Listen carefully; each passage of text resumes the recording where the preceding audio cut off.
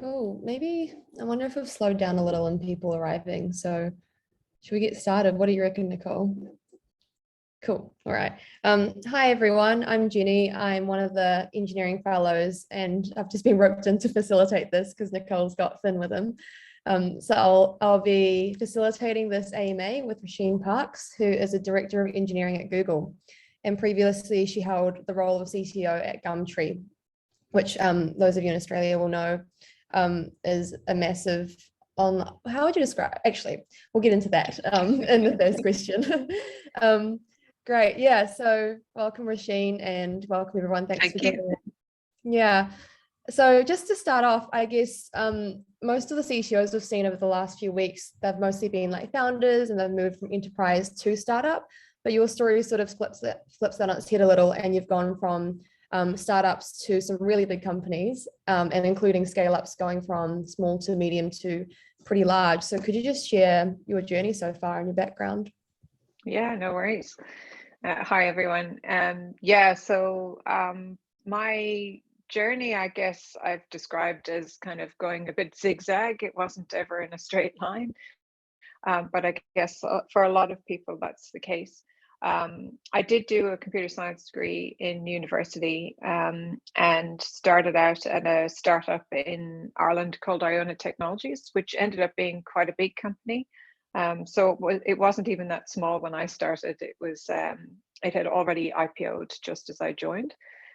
So it was quite a successful startup in Ireland at a time when there was a lot of investment in software in Ireland. And a couple of years later, Ireland was the largest exporter of software in the world. So I was actually getting into an industry right at the right time as it was booming in the country.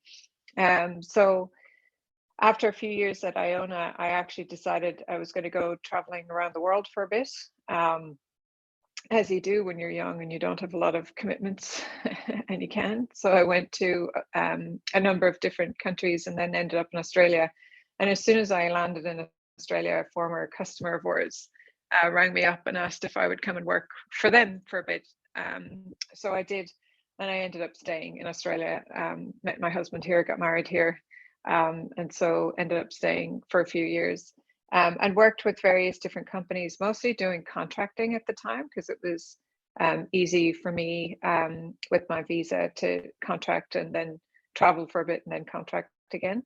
And then I eventually ended up, for all of that, it was mainly IC roles. And then I eventually ended up in a lead role in a company called Salmat, which I'm sure many people are familiar with in Australia. And so worked with Salmat for a couple of years as a team lead and really actually enjoyed it. So I was quite a hands-on team lead, still coding, but really enjoyed the leadership aspect of things. And then decided to move back to Ireland, and worked for a company there that were reasonably small, but were quite a mature company. So they'd been around for a very long time. And so worked kind of more on legacy systems there. So it was quite different to the work I'd done in the past. And again, a combination of like hands-on coding work and some leadership roles. And then moved into a company called Dun& Bradstreet in Dublin, which was a big American company that was setting up a brand new software engineering hub in Dublin. So got to kind of help that team, rapidly expand, and found my first opportunity to move into more of a customer-facing role. So actually took on a technical product manager role. Well, first a product owner role and then a technical product manager role. So that was quite an interesting move for me, and not something I kind of anticipated in my career, but we had a clear gap in those skills in Dublin. We didn't have any product people in the Dublin office. So I helped set up the product team there. And then moved into more of a strategy role, which was interesting as well, building out a strategy for the site, which I spent probably 12 months doing, and then moved back to Australia. So it was kind of after I moved back to Australia, I, had to really think about whether I wanted to continue down like a product management role, or kind of what I thought was kind of moving back to a technical role. But I think in the end, I realized that all of those skills that I'd learned on the product side, the strategy side, and my previous kind of technical leadership roles was everything that I really needed for a CTO role. So it was kind of when recruiters started reaching out to me saying, have you considered a CTO role, that I kind of went, oh, I hadn't actually considered that. And yeah, so when eBay reached out, Gumtree was owned by eBay at the time. When eBay reached out, it just seemed like a good fit with the challenges they were facing and the skills that I had. So yeah, joined them in 2017 as CTO. Amazing. Yeah, what a journey. It's really interesting to hear about the technical product manager role, because I think I've worked with a lot of product managers who aren't technical, and it's just like an image that I have that product managers would come from the domain. Like, for example, if it's a Gumtree, maybe they come from like sales or marketing and things. So I'm really interested to hear what the role of like a technical PM would do typically. So I'm not sure that there's a typical product management role, technical or not. I think it can vary a lot in different companies. For me, at Dun& Bradstreet, we definitely had product managers who, would have come from kind of a business analyst background, or, as you say, kind of sales and marketing background. But I was focused on kind of a broader range of skills, I would say. So my role was basically for new product development. This was like new product areas that we were moving into. It was to not only kind of develop the requirements that were necessary for that product and the customer kind of interaction, but also like deciding whether we were going to build this in-house, whether we were going to buy it, or whether we were going to outsource the work. So in a couple of cases, we decided to build in-house, and in other cases, we decided to buy. So I think that's what kind of made it a little bit different for me, because you needed to understand what exactly needed to be built and how you were going to build it, to then be able to decide whether you had the technical skills in-house to be able to do that. And then, if you decided to build it in-house, you were then responsible for kind of putting that team together, and working directly with that team to ensure that they were building the right thing. And so for me, that included, just deciding whether this was going to be rolled out in the cloud, or whether it was going to be, on our existing infrastructure, and kind of those bigger, longer term technical decisions. Yeah. Oh, yeah. I can really see how like a technical perspective would help so much with that, and it kind of makes sense that it leads on to a CTO role, where a CTO would make a lot of those decisions at the top level. I was just for the people who have arrived later. So we've got a Slido for questions. I'll just put it in the chat now. But please do send in your questions, and we've already got one, but yeah, definitely go on there and upvote questions, because we'll dot those in throughout the talk. So cool. So focusing on now the transition to CTO at Gumtree. So could you tell us more about what it was specifically about your background and skills that made you right for the position for CTO, and also maybe like Gumtree at that time and where they were? Yeah, so it's interesting how you mentioned earlier that you've spoken to different CTOs, and they are at more startup companies, and so I think that the CTO role can look very different depending on the kind of, I guess, the stage that the company is at. And for Gumtree, when I joined, Gumtree had been successful in Australia, very successful in Australia for like the previous 10 years. And so during that time, not much investment had been made on the platform itself.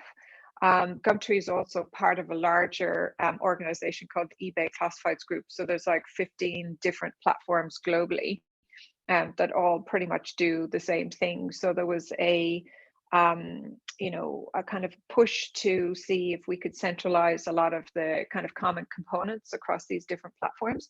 So I'd say as a business, they were kind of going through a bit of a transformation in that they were seeing competition from Facebook that they hadn't seen before. Facebook had arrived in the Australian market with Facebook Marketplace. And so there was a real need to kind of, kind of clean up the tech backlog or the tech debt backlog and actually, implement some of these kind of more centralized services so that we could get, better efficiency from the small teams that we had kind of globally. And so I think part of the skills that I had were, the longer term strategy piece. So actually building out a technology strategy for Gumtree, also like recruiting and, building out our team. When I joined, I think we had 25 people, and when I left, we had 61. So, just making sure we had enough people for the investment that we needed to make in the actual platform itself. And then I think also like it was a very product focused company. So they wanted somebody who, really could empathize with the customer and kind of bring the customer into the decision making on the product. And Gumtree had a chief product officer who I worked very closely with as well, Gloria. And so I think that partnership was kind of really key to have both of us kind of working two sides of the same coin to, try and improve the platform. Cool, yeah. I think you covered a lot of a question that's been sent via the Slido, which was what challenges was Gumtree facing when you joined as CTO? Yeah, I think you did pretty well. Is there anything else you'd add specifically around challenges? I think like it was interesting because there were a number of things. Like it's funny when you go through a recruitment process, no one wants to tell you the bad news. But when you arrive, you realize, but that's always good because, when you turn up to a place and there's challenges and you can solve them, that's actually a really good thing. So there were a couple of big ones, like from a technology perspective. The first one was that we really struggled with site speed at that time. And I think people's expectations of speed had changed over the 10 years since the platform had been built. And so what had been fine in, 2011 was no longer fine in, 2017. So we had to do a lot of work to improve our site speed. And that was everything from just going through and doing a cleanup of all the pages to completely rewriting our front end in using React, to completely replatforming from our on-premise infrastructure in Amsterdam to Google Cloud in Sydney. So that's a multi-year process. So it's figuring out what are all the things that you need to do to improve your speed, and then figuring out how you're going to resource that over several years, as well as delivering all the product enhancements that you have to do as well. And the other big one was mobile. So we had gone from having 20% of our traffic on mobile to suddenly having 65% of our traffic on mobile. But we had this tiny mobile team in Portland, Oregon, who were trying to maintain the same code base for 10 different markets. So that was a big thing to actually get our own mobile team up and running in Sydney, fork the code base, completely refactor it, and be able to deliver again speed and quality and feature improvements on an app where now it was seeing the majority of our customers. So yeah, quite a few challenges. Wow, yeah. When you say it like that, you realize how much has changed just in the last 5 years with like rise of mobile, like social media getting in on the buying, selling thing. Yeah, that's intense. Cool. So with your recent move to Google, could you tell us more about what your day-to-day looks like now, and how does director of engineering differ from CTO? Yeah. I think the roles are actually quite similar, but the environment is very different. So just to give you an idea, um, the Google is obviously this massive company. I had no idea actually how big it was. There's like 145,000 people who work for Google, which is insane.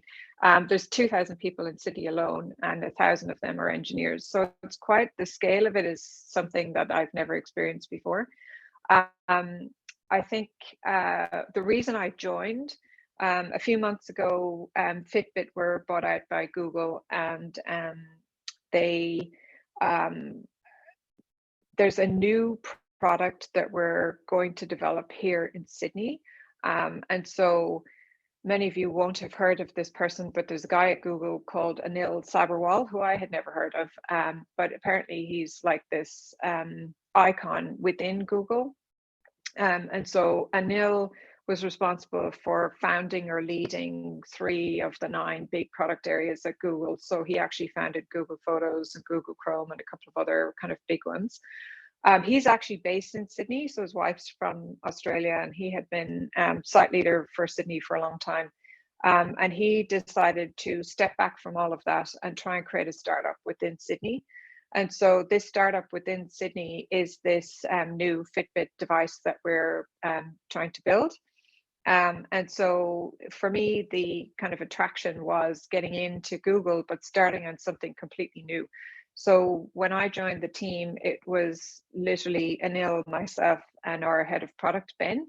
And we had 90 headcount and lots of funding to actually get this up and running and try and get it out the door in a couple of years. So I've managed to hire, I started in July, so mid-July, and I've managed to hire 15 people so far. And in total, we've got, I think, 22 now based in Sydney. And we hope to have 50 people by February. And we'll have quite a few people also on the hardware side. So it's all going to be software development in Sydney, but obviously we'll be building the hardware as well.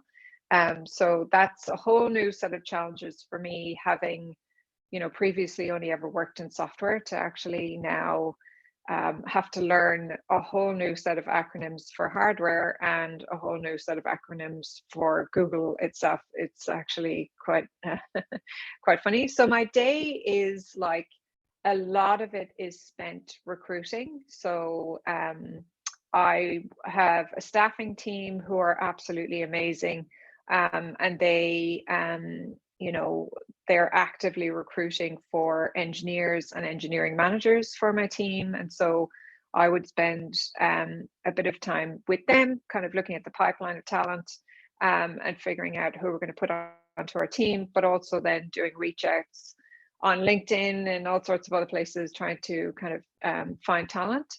Then I'd have one-to-ones with my team. We're working on building out a vision and strategy for the team, ways of working, and the technology stack at the moment. So some of it would be spent with my leaders, trying to figure out what that all looks like, and documenting and presenting to the rest of the organization. And then a lot of it is discussion around the product itself. So we've done a lot of pivots, as you imagine. It feels like it's a bit of a startup within a huge company, but we've got quite a lot of autonomy to design and build this product ourselves. So we have pivoted quite a bit since we started. So, having some discussions with product and design teams on what we think will work and what won't work. So it's there's no day the same, that's for sure. It's interesting. But starting a new team is a whole different challenge.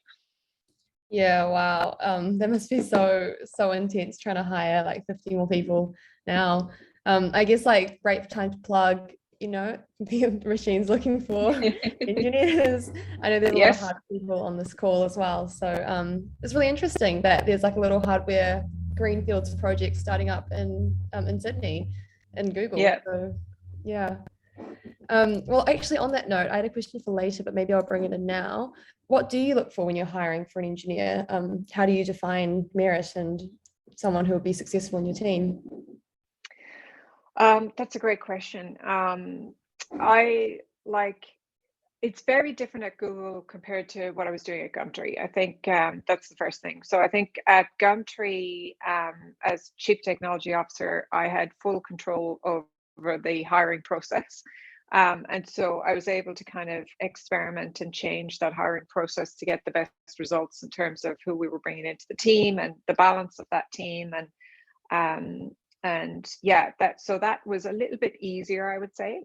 At Google, it's a very structured global process. So it's actually how it works at the moment is that particularly for engineers, because there are so many open roles in Sydney, it's like a pool of candidates that come through together, and they go through the process, which is quite involved. There's several interviews, and it's all around the same sort of stuff. So you'll have coding interviews, you'll have like problem solving interviews, you'll have leadership interviews, and then once all of the feedback from those interviews is gathered, it actually goes to a central hiring committee. So the hiring manager is not actually directly involved in deciding whether that person is a fit for Google or not.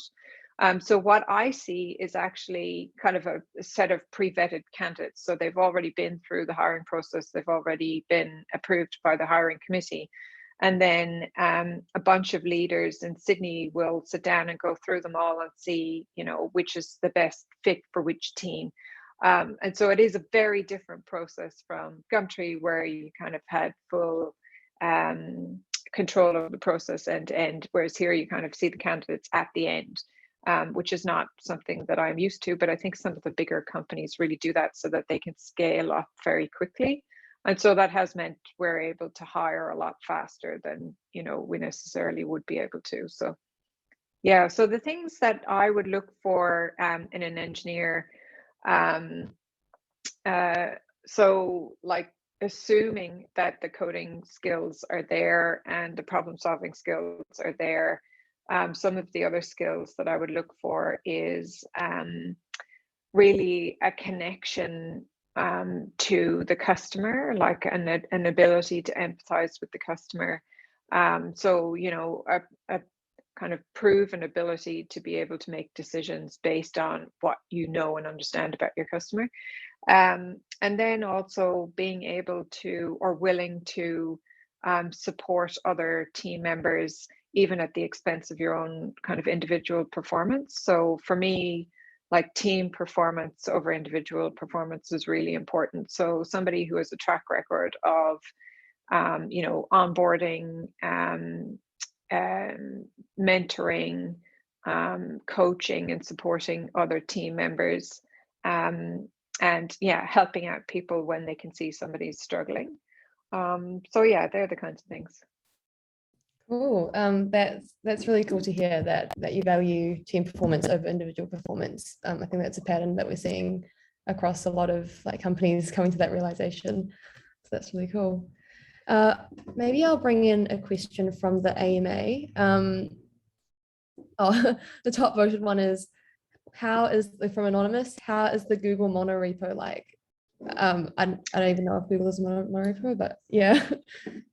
Yeah, so we're still very early days. So like ask me again in 6 months when I'm completely frustrated with everything. But I think right now we're in a great position in that we can kind of make technology decisions autonomously within reason. But I think there'll be a certain set of features that we would want to build really quickly. So we'll probably lean on existing Google technologies for that. And then there'll be other features that we want to have complete control and autonomy over. And so we'll probably build those features from scratch. So yeah, one of the things that I wanted to ensure from the start is that my team had a good mix of internal Googlers and new Nooglers, as they're called at Google, so new Googlers. because I knew that, yeah, we're going to have quite the ramp up for people trying to understand how things work at Google, which can be significantly different from, kind of standard practice at an industry level. So yeah, we've got a good mix of people who already know how to build those things. Yeah, wow. I just can't imagine the kind of like code base and tooling that would be available internally. And I'll just do one more question before we move on to the ones that I had before. From Lucy Temple, what was it about Gumtree or eBay as a company that made you want to work there rather than elsewhere? So what attracts you to a company in general? I think when I joined Gumtree, I wasn't really sure what type of role I was looking for. So as I mentioned earlier, I kind of wasn't sure if it was the CTO role or or kind of going more of a product direction. I think the thing that sold me with Gumtree was meeting with the leadership team there, who were absolutely amazing. So I got to meet the MD first, at the time, Martin Herbst, and he was just so fantastic and so passionate about the product and so clear on what he was looking for. And yeah, I felt like I just gelled with him straight away. And then meeting all the rest of the leadership team, they were so motivated, energized. They all seemed to be very happy to work there. And so that for me was like, okay, you know, it just felt like I would have support, I would be with people that I could learn from, and that, yeah, it was very clear how I could add value, I think, from day one. And similarly, like when I left Gumtree, I took a few months off before deciding what my next role would be, or what I would, want to do next. And I I met with quite a number of different companies in that time. I think I spoke to 24 different companies. So there's lots of companies out there looking for people, as you can imagine, right now. So it was a question of figuring out like where exactly I wanted to be. And so my deciding criteria in the end was I wanted a mission that I believed in. I wanted to work with people that I really wanted to work with, like that I would really enjoy. And the third one was I wanted to actually work someplace where I knew that my skills and experience would be highly valued at the company. And so I definitely got that impression when I was talking to Anil, that my previous experience, my ways of doing things, my ways of crafting a team were the ones that would be most valuable for him and his team. And that's, yeah. So they were kind of my decision criteria for this role. And it took me a long time to get to those decision criteria. I think at the beginning I was like, oh, role, industry, this kind of stuff. And that just didn't turn out to be that important in the end. It was more about the mission, the people, and being valued. Yeah, it makes sense. Yeah, people you work with and the purpose of what you're doing. Yeah. Awesome. Yeah, I just posted in the chat again the Slido link, but yeah, it'd be great to get like upvotes so I know which questions people are most wanting to have answered. So I wanted to talk a bit more about that sort of like people and culture side of things. And so I read an article that you wrote in Medium that you shared on LinkedIn about a comment that the CEO of Snowflake made. And in there, it was mentioned that things like the programmer aptitude test, the PAT, so for context, that's a test that was used widely in the industry throughout the 60s and 70s, actually up until the 2000s, which was supposed to be an indicator of aptitude for coding and often used in hiring pipelines, but the data behind it was almost exclusively derived from men. And I just found it really interesting because I think recently I've been thinking a lot about internalized sexism and how like I've just got these notions of what it means to be technical and what it means to be successful and how you should like lean in and like project yourself in a particular way rather than like just being able to be yourself. So yeah, I just found that a really interesting, like very concrete example of that wider issue. And yeah, I wondered if you had any more examples of cases like that where there was like this process that was super like everyone just accepted it as the status quo, but it consolidated some harmful stereotypes. Yeah, I think, I don't know if I have a specific example that's as widespread as that, but I think there was a lot of other, so just to give a bit more context on it, I suppose. So this study was done across like 14,000 programmers at the time, back in the 60s, and they based this programmer aptitude test on that. And I think what they found was that the survey results aligned quite a lot with previous studies that they'd done around like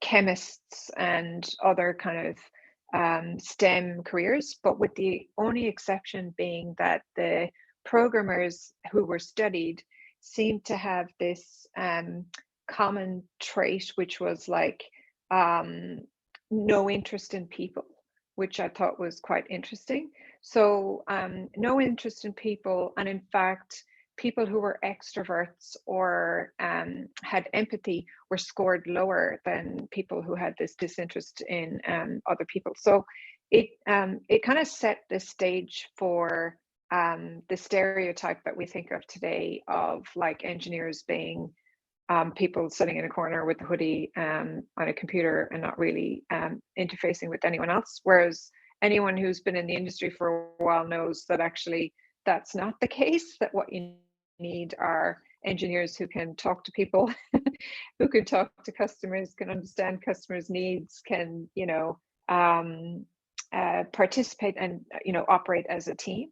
And so that's incredibly important. And I think that's why we're starting to see like a swing in the other direction where recently I was at a talk, actually not recently, it's about 3 years ago now, and they had the CTO, I think it was of Cisco, and he was asked like, what's the number one skill that you look for in engineers? And he said empathy.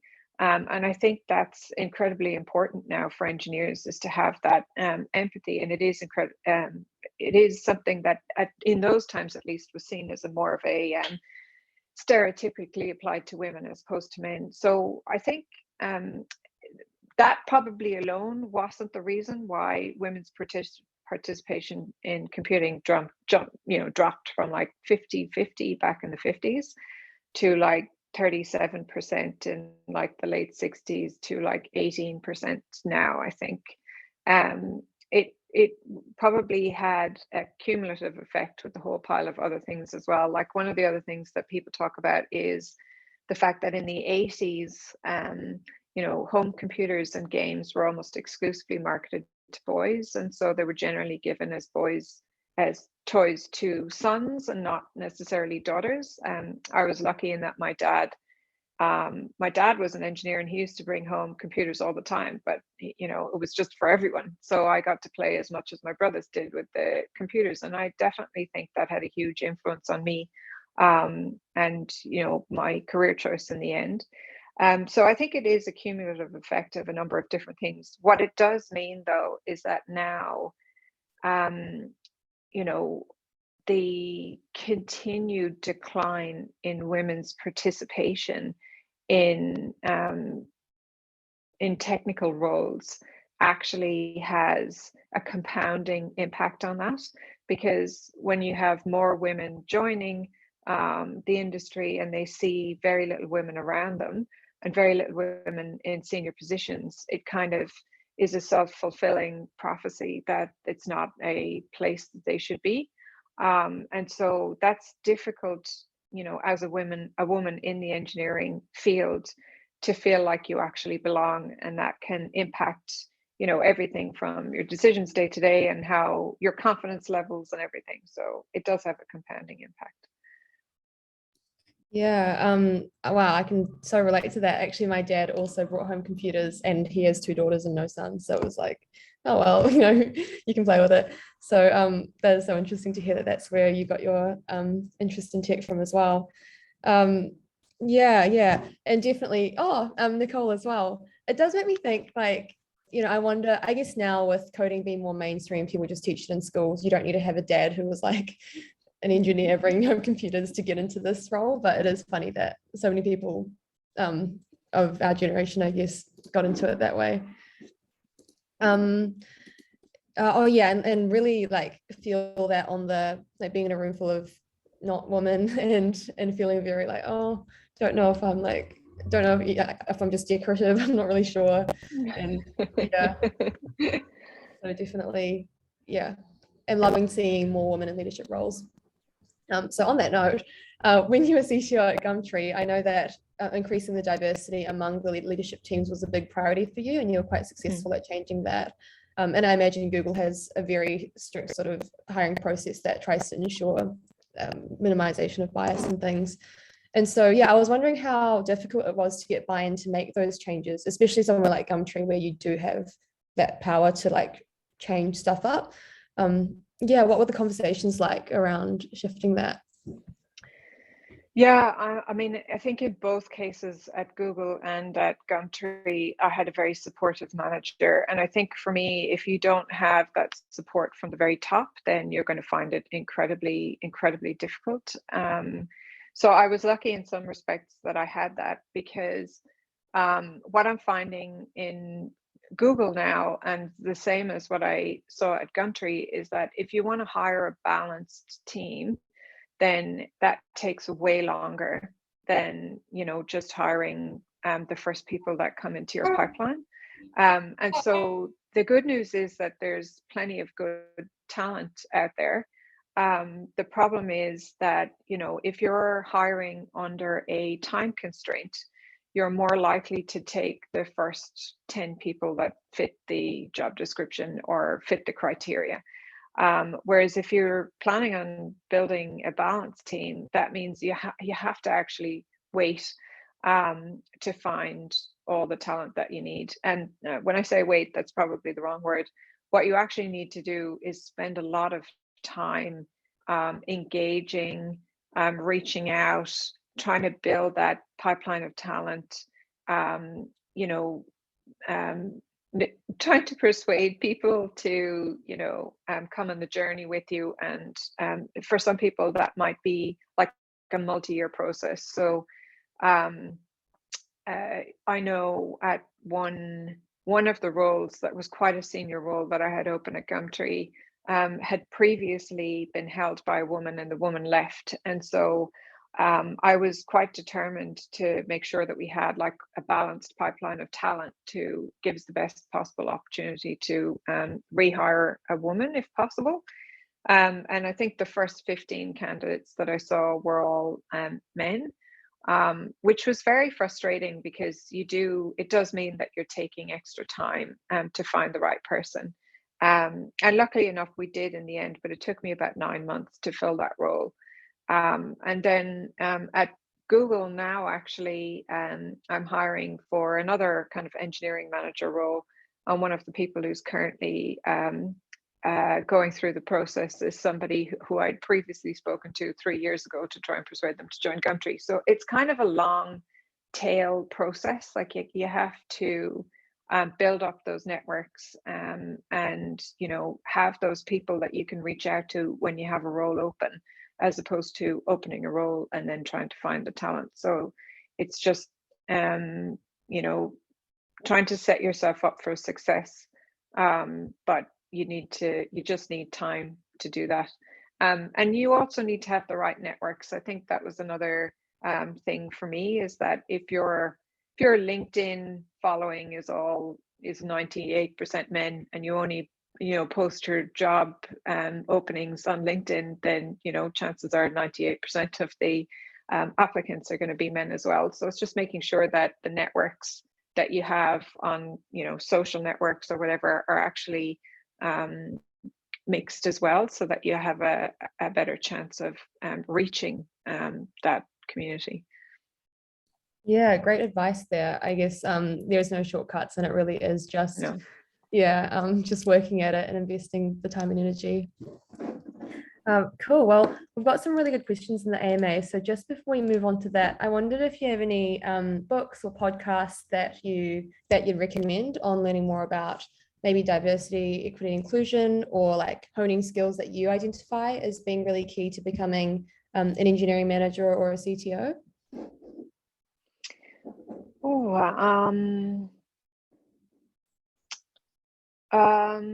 There is, I don't know that it's a podcast. I think it's a blog. It's kind of a newsletter actually, and they have a book now as well, the Better Allies book. And they do like, they used to do like a weekly newsletter. I think that's how it started. And it was just like tips for allies on how to be a better ally. And it was actually, it's quite interesting, the stuff that they come up with. So I think that's a great place to start if you're just looking to see how, not even in terms of recruitment, but how you can be a better ally to, you know, underrepresented groups within your own team. Um, what else? Gosh, I'm trying to think. Yeah, I mean, if you can also, you know, get back to us later, or doesn't have to be on Yeah, yeah.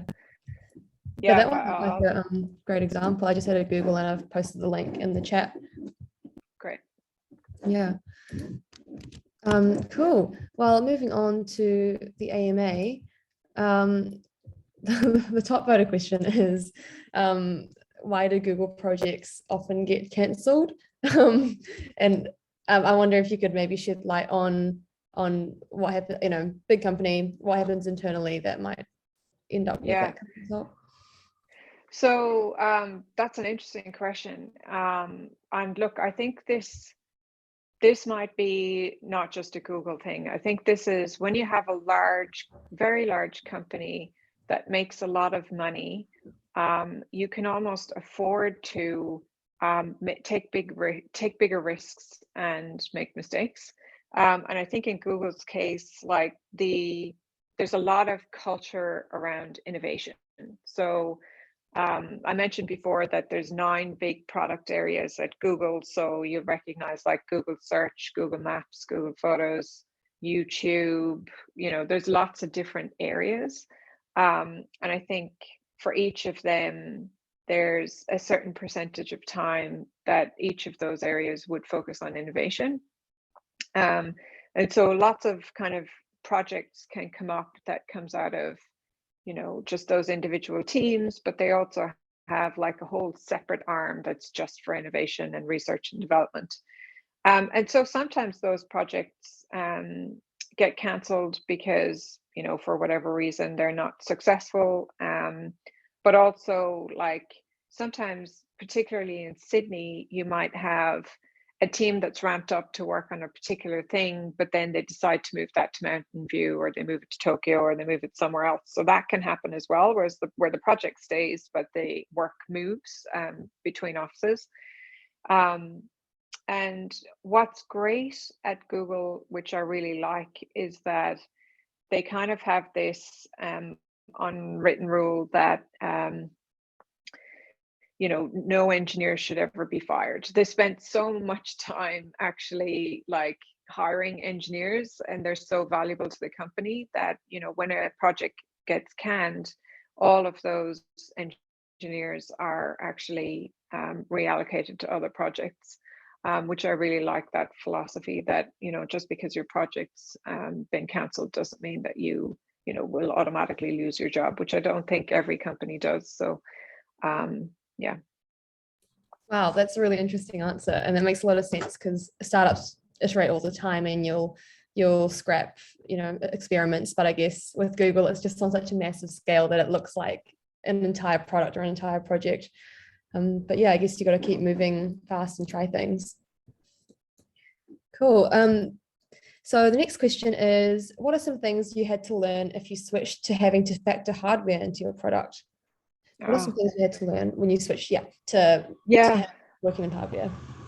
Great question. First of all, a whole new set of acronyms.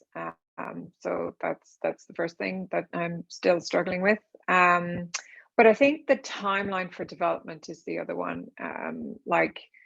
You know, we're looking at a 2-year timeline for this new product, but when you work back from, you know, having the product on shelves to, you know, the shipping and logistics to manufacture to, you know, everything, suddenly you don't have a lot of time.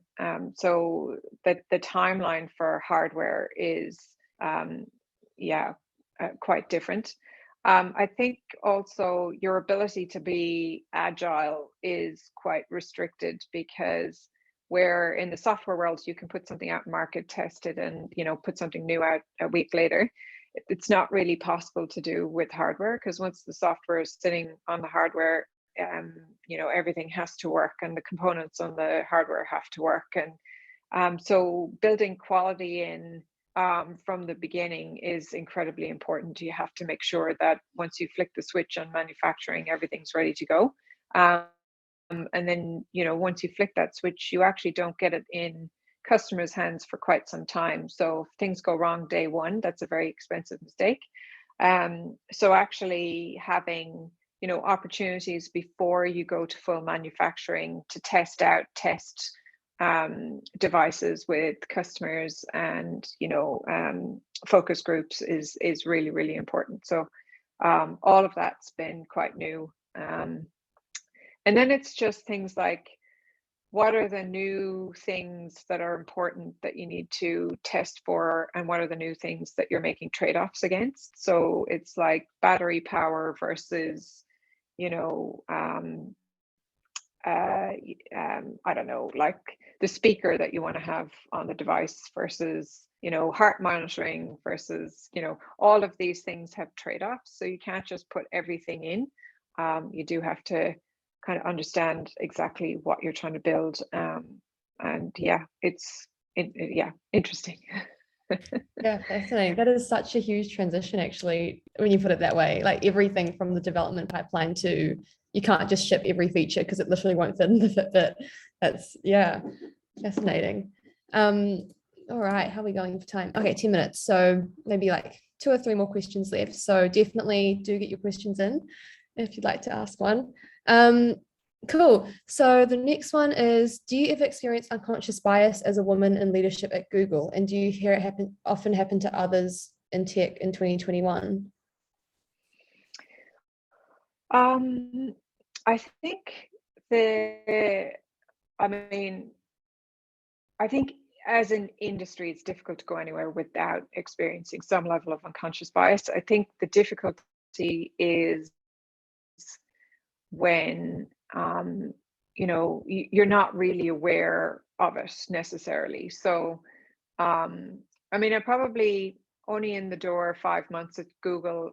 Google is very conscious of unconscious bias, if that makes sense. Like, it is something that gets talked about a lot. It's certainly, probably the biggest organization I've been in terms of the amount of people who are involved on a day-to-day basis on ensuring the removal of bias from our processes and, equity across all levels. And so from that perspective, I feel like there's a lot of focus on it at Google.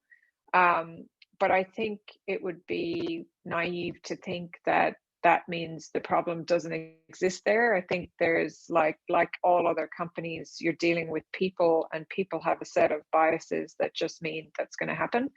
I've certainly experienced it kind of, I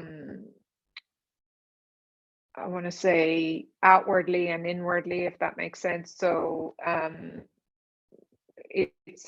I think when it's obvious, it's easier to deal with. I think when it's less obvious, you kind of don't know until afterwards, or you never find out about it. So it's hard to know if you missed out on a project because somebody made a decision about something, or you don't know if you missed out on a promotion because, so it's the less obvious ones that are a little bit more difficult. And that's when you have to kind of take a macro approach at viewing it to see if it is systemic. And so that's when companies, I think, have a responsibility to measure the progress of the women in their teams, to ensure that women are equally getting promoted, or equally getting access to, high profile projects, or equally getting through recruitment and things like that. Because if you ask women individually if they think there was bias against them, it's actually very, very difficult for that person to know. So I don't know if that answered your question, but No, definitely. I mean, tricky question to answer. Because yeah, as you say, a lot of it, the point of it is that you wouldn't know about it. But yes, yeah, there's definitely a lot to progress on in the industry as a whole. I just got a really interesting question that just came through and shops the top by Anna Sophia Carter Omo. Google has just invested $1 billion in Australia. Do you believe Google will have a strong interest in exploring the biomedical engineering space? Gosh, I have no idea is the short answer to that. So yeah, this $1 billion investment was just announced a couple of weeks ago, which actually happened to coincide with my first day in the office. So I arrived into the office to be ushered through by security because Scott Morrison was also in the lobby. But yeah, it's quite a huge investment for Google. There's a partnership with CSIRO, and I'm not entirely sure of all the details on it or what the investment is going to be, but yeah, it's certainly good for us. I think there's a new research group being announced as part of that, so we'll have a bunch of new roles in Sydney, which is really interesting as well. So yeah, the short answer is I have no idea. But I'm sure there'll be continued and further investment by Google in Australia for the next few years, which is great news. Yeah, fascinating. It's just yeah, an incomprehensible amount of money. And so who knows what could be done with that, I guess. Yeah. So it kind of relates to what we were talking about before. Someone from Anonymous asked, why is it so hard to hire women in leadership in 2021? My engineering team has been struggling to find a woman in the highways engineering team for years now. Yeah. Yeah, it is really difficult. So some of it is pipeline and some of it is just building those networks and making sure you're connected to the right people. I think one of the things that we struggle with as an industry is that there's a huge drop off. It's like that leaky bucket syndrome, effectively. So the numbers of women we have who finish engineering degrees at college has dropped off quite significantly. But the number of women, I think it's like 18%, but then the number of women who actually don't even enter the industry after they finish getting their degree is quite high. And then once they start, the numbers drop off at quite alarming rates, and it actually accelerates as women go through their career. So the opposite to men. So women at midpoint in their career, just as they should be moving up into the more senior roles, women drop off at a rate of 56%, which is absolutely huge. So that's the rate of women leaving the technology industry. So a lot of those women, in fact, the vast majority of them go on to have full-time careers in other industries. So it's not that they're leaving for childcare reasons or things like that. It's actually they just feel like the tech industry is not for them. And that's quite disappointing. So I think unless we turn that number around in particular, we're still going to struggle with the numbers of women in senior leadership roles, because we just don't have the full pipeline of talent to do that. But there's a catch-22, because I feel like it's the lack of women in those senior roles that's part of the reason why women leave. So it's about making the women who are in those roles as visible as possible and encouraging as many women into those roles as possible, so that we encourage more women to stay in the industry, so that we have a better pipeline of talent to get into those roles. So it's almost like we have to tackle all of it at the same time. So supporting the women who are in the industry, but then just creating the roles and the opportunities for those women to make sure that they step into senior roles. And there are proven ways to do that. So one of the proven ways is this idea of sponsorship. So rather than mentorship, sponsorship is actually a key thing. So women who have a sponsor, something like 81% more likely to stay in the industry, which is like absolutely massive. And so sponsorship, for those who don't know, is different to mentorship in that you're actually, a sponsor is somebody who would recommend you for a role, who would publicly talk about your performance and achievements, who would kind of help open doors for you, and whether that's a promotion or a new job or an opportunity or a project or whatever. So it's a little bit different to mentorship, which seems to be more of a kind of private discussion between people, and it's more about you kind of reflecting on your own capabilities. But for sponsorship, that person has kind of skin in the game in terms of your development and your future. And actually, Better Allies does a much better job of explaining the difference between sponsorship and mentorship if you want to actually read up a bit more. But that's been a proven technique to help women stay in the industry so that they can end up in these senior roles. Wow, that's fascinating. I'd never even heard of the term sponsorship. So I guess it's kind of like in the same way that a mentorship program, you would sort of there'd be like certain programs set up to match people to sponsors, except I guess sponsors would have a lot more investment in the person. Yeah. So it's different because a sponsor really has to know you and your work. So it's generally someone you've worked with before, as opposed to somebody you don't know. So a sponsor, generally it might be an old boss or somebody senior that you've worked with before. So yeah, it's a little bit different to mentoring. Right. Yeah. Oh, interesting. So I think we've got time for one more question, and this one just came in as well from Anonymous. How do you avoid making women or other marginalized groups feel the burden of being a model minority? Wow, that's a big question as well. This is something I struggle with a lot because we ask women to do a lot. And I think, and I'm guilty of this myself, like with our teams, we ask, women to promote open roles in their networks, to attend conferences, to interview people, to write blog articles, there's a lot of stuff that we ask women to do in order to help attract more women in.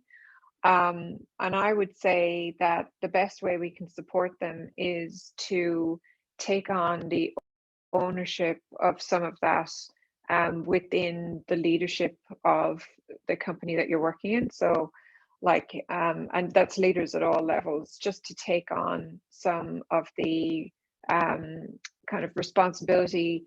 And some of it might just be like to ensure you're doing the work to educate yourself on what the issues are and how you can help and how you can be a better ally on your team, how you can sponsor women, what are the proven things out there that you can do and take action with. And I think that doing that definitely helps, because what I see with a lot of women is that they're very passionate about changing things. But in the industry as a whole, it's been proven that women who stand up and try to advocate for change experience a negative backlash, whereas men who stand up and advocate for change don't, and they're actually often rewarded for that. So I think it's doubly important that men do lift some of that burden so that they can be the advocates for change within their teams. Yeah, definitely. I think it's called like the competence versus likability bias, where like men are allowed to be likable and competent, or in fact, being competent makes men likable, but women can only be competent or likable. You can't be both. And that's been like well proven in psychology, which is like super messed up. Thank you so much for all of that. I think we're at time. Oh, and Ravi just had a message in chat, which was around, it's like at first we need to change the mindsets of men and women, because even if we do have women in leadership positions and we have these opportunities available, if we're not approaching it with a changed mindset around diversity and equity inclusion, then it's just going to be really hard. Yeah, and I think that's totally true. Thanks, Ravi, for that. And I guess that's why it's so important to for each and every one of us to do the work of reading the books and going to the workshops and actually sitting down and reflecting on how these things impact all of us, regardless of whether you're what gender you are or what position you're in the industry. So thanks so much, Roisin. That was really insightful across so many different areas. Thank you. Thanks for having me. Thank you. And thanks everyone for coming in the middle of your workday, or maybe lunchtime in Australia though. Hope it was a great lunch break.